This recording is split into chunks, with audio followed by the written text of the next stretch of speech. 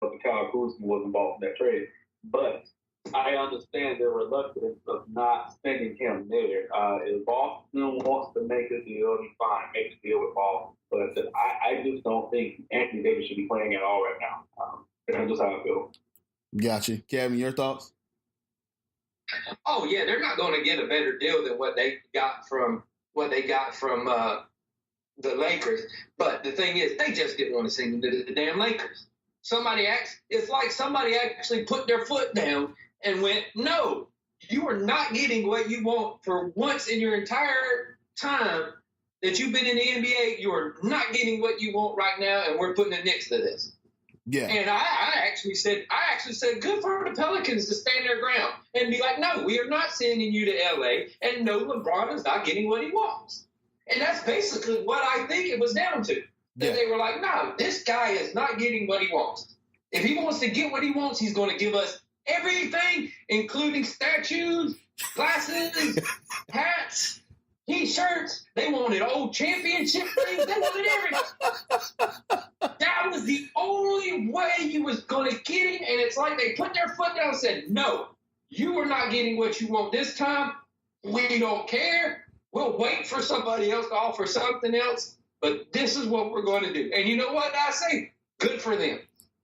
Here's the risk with the Boston thing, too, because you don't know about Kyrie Irving's future. That's been cloudy. And also his dad came out and said that how they handled the Isaiah Thomas situation, he don't want his son to go to Boston, which and according to Knicks fans, everybody's going to New York again. So there we go. We got that. Look, I love this. The 73 billion cap space looks good. I do believe Kyrie's gone, and it's no surprise that Kevin Durant got real salty after the Knicks cleared that cap space. Just saying. Yep, and also he moved one of his firms to New York. KD did. So, I mean, that add more speculation. And then that's why Clippers made this move. Still are going to suck. And then Clippers made the move for cap space, too, because they hear these names popping up as well. So they didn't feel like they didn't want to sign Tobias Harris when they heard Anthony Davis is possibly interested in signing with them. So that's why a lot of these spaces were clearing out. Right now, it's just a big, giant thing to clear cap space every single year around this time if your team is so-so, because everybody thinks they're going to be able to land that big fish. Yep. And that's what it is around this time of year. If a team is somewhat out of it or knows they need to clear some space, they're going to clear some space trying to land that big fish. Gotcha. So it's big fish to land at the time. So Philly, they trade moves. They did a lot of movement. Elton Brand was willing and dealing. What you thoughts about his move? What you saw Philly going on, Kevin? What you thought about Elton Brand and his moves? I thought Elton Brand was still playing. No, he made some good moves. He made some good moves, and a ball player I've always liked, Tobias Harris, getting added to that team is that was a pretty good move on his part. I like the way I like what Elton's been doing so far. But I literally thought Elton Brand was still playing. I know he's probably still getting paid by something. I thought he was still playing. CL, your thoughts on the Philly moves? I'm still I'm on the outs on that move. I think that might regress the young guys just a little bit by adding another shooter. I know they like shooters, but I think Ben Simmons needs to be spotlighted a little more, and just to give him another option to pass the ball to. His assistance will go up, but I think that's going to slow down his offensive growth, which he needs. A lot of people speculating that this is probably the best starting five beyond Golden State. Y'all thoughts on that comment from some of the commentators around the NBA? Yeah, I think it's a stretch. I think it's a stretch. But I do like the depth that they have, because that was a problem with the 76ers. They had a good starting lineup, but when they went to the bench, they lost a lot of leads. So now you add Mike Scott, you add Jonathan Simmons, you add the kid from Houston, James Ennis.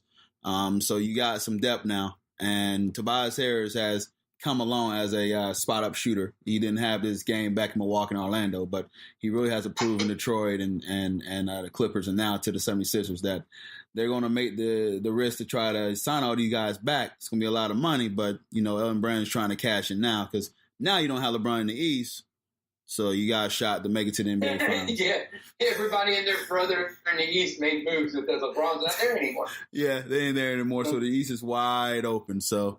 Transition to that, who's y'all top four in the East? Because you saw I mentioned earlier about the Raptors and the Bucks making moves and stuff like that. So who's your top four in the East? Who wants to go first? CL, you go first. You're visiting, so you get to go first. CL, you go first. Oh, again, thank you.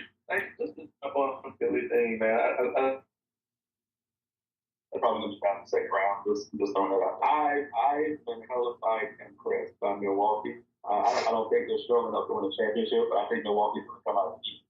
So as far as my top four, I got Milwaukee, I got Toronto, I have Boston, and I have Indiana. So let's not mistake the job that Nathan Miller has done with that team, even without Victor Oladipo. They've won 6 straight games. It's like without their superstars. Yeah, they're playing basketball. Superstars with basketball. Like Boston was playing basketball at the end of last season. So those are going to be my top 4 teams. Okay, Kev. Yes, I will go ahead and Milwaukee, as the foreign people call it. They're number one. I just think they're really good basketball team. The Pacers, I do agree with. They're playing that style of basketball where you don't need nobody to be the 35-point guy a night. You need that superstar level, and they're still playing well. Boston, I think, is still sneaky. Even though they've been on and off, I still like them, and I put Philadelphia up there too. Gotcha. Milwaukee going to end up coming number one out of the East. They have the home court advantage. Number 2 would be Toronto. Say it right, Milwaukee.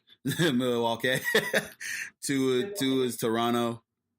3 would be Philly, and 4 would be Indiana. I'm still worried about Boston struggling a little bit. I don't know what they're going to do.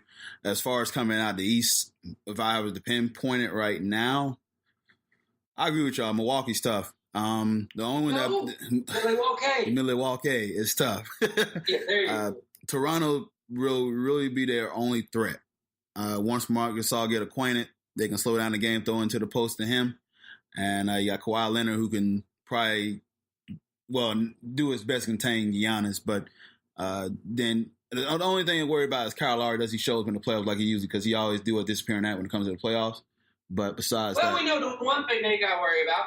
Yeah, and they picked up Insanity too. So they got Jeremy Lin on. They cleared him on waivers from the Hawks. So they add to that depth because Van Vliet is hurt for a little bit, but he'll be back. But that's a good pickup with him to get Jeremy Lin. So, and then one of the last move here is Elton Brand decide, well, they're going all in now. They couldn't wait on Markelle Fultz, and they ended up trading him to the Magic for Jonathan Simmons and some other scraps there. So what y'all thought about them giving up? Magic Twitter exploded with glee over a guy who hasn't played in God knows how long. I guess what I can add to that is that because our point guard's been so terrible the past 4 or 5 years that even a guy who hasn't played at all for God knows how long is an upgrade over what you had. Basically, and so that's how bad it is as far as the point guard position in Orlando. I mean, if you forced to watch Darian Grant, you'll know what I'm talking about. But it's just this guy. He gives you hope as far as like he defense side of the ball. He can pretty much pass the ball, get to the rim. So he don't have to be an all-star or superstar player. He just has to be better than some of the backup guards that we have. But if he does become better, great. But I'm not finna go ahead and put these unrealistic expectations on him. But I do like his talent, if he does get over this whole syndrome that he's going through right now. Apparently the word is, what I heard is that after All-Star break, he might be playing. That's the word I heard because I know Adrian Wojnarowski talking about before he was in Philly that after All-Star break, he was going to try to start playing again. So I don't know how much truth that is to that, but that's kind of what I've been reading up on folks coming back to play. But y'all thoughts, I can talk on this all day. Y'all thoughts on this? What y'all thought about Ellen Brand Cohen? Go ahead and say, well, we're going to give him a number 1 pick, which they gave up a lot to give him in the first place. So what y'all thoughts on that? And I go with you, CL. Oh, I think it was a dumb trade from Magic. Oh God. Jonathan Simmons is serviceable, and you could use him in a playoff run if you guys are able to get in. I just folks is too much of a question mark for me. Okay. Kevin. Yeah, he's got a good chance of coming back after the All-Star break and playing basketball. So do I. So we got that going with us, but I like it because it made y'all happy, and a lot of stuff hasn't made y'all happy, and the Magic fans were happy, so that y'all at least had that. So to speak on Jonathan Simmons, he's been dealing with a wrist injury, and he's not been playing well the whole year. When we did put him in, we tried to run him at point guard because our point guard rotation was terrible. So I get why they made the trade. They just, it's not for anything in the immediate future. It's not the present move. It's for a future move, actually. So it's a hope. Yeah. So if the guy gets right and he turns out to be a solid player, great. You know what I'm saying? If he becomes, that's what it was. It was just a big hope. They were like, look, if they're going to make him available, let's get him and hope that when he comes back, he'll be a little bit of the player he was before. Exactly. And that's good for them. It made y'all happy. Right. That's why all I care about is y'all being happy for a little bit. And see, what's even better, we didn't have to give up Terrence Ross for this guy.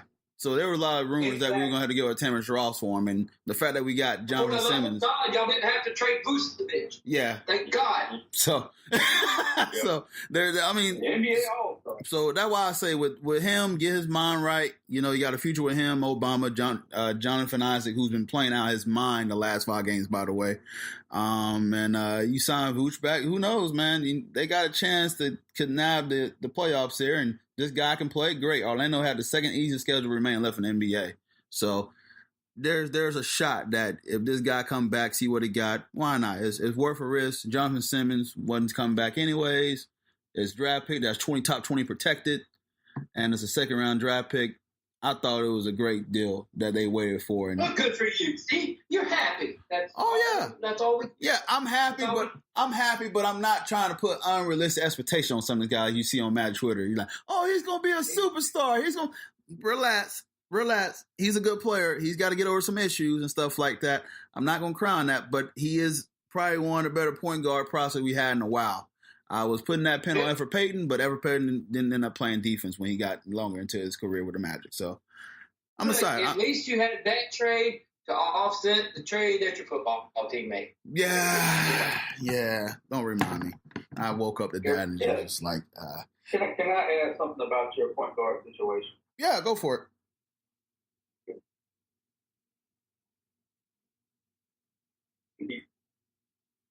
You're going in and out, so. Magic Twitter.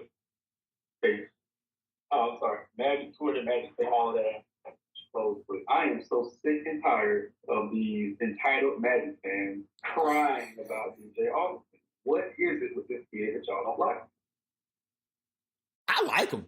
I was complaining about Jerry and Grant. That's who I was complaining about. DJ Augustin. Well, yeah, but I know you've seen the talk. Oh yeah. Nah, it's. I don't understand.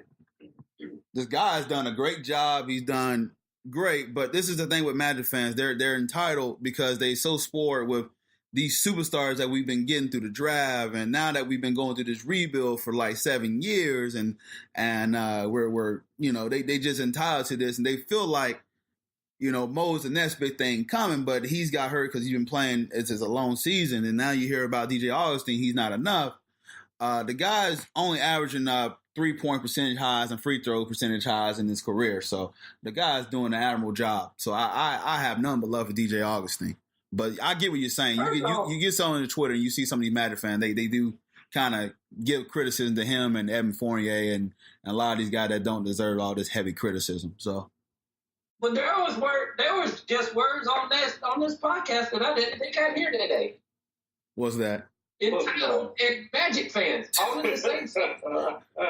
Well, he's not. He's right. Like there are some Magic fans that have been spoiled by the '90s, and once they go to this rebuild, it sucks, man. I get it. We was always going to the playoffs. You know, we wasn't winning titles like the Heat are, but we was going to the playoffs. Get your head out the 90s. It's not the 90s anymore. That's like Cowboy fans. Yeah, tell that to them, not me. I know. I know.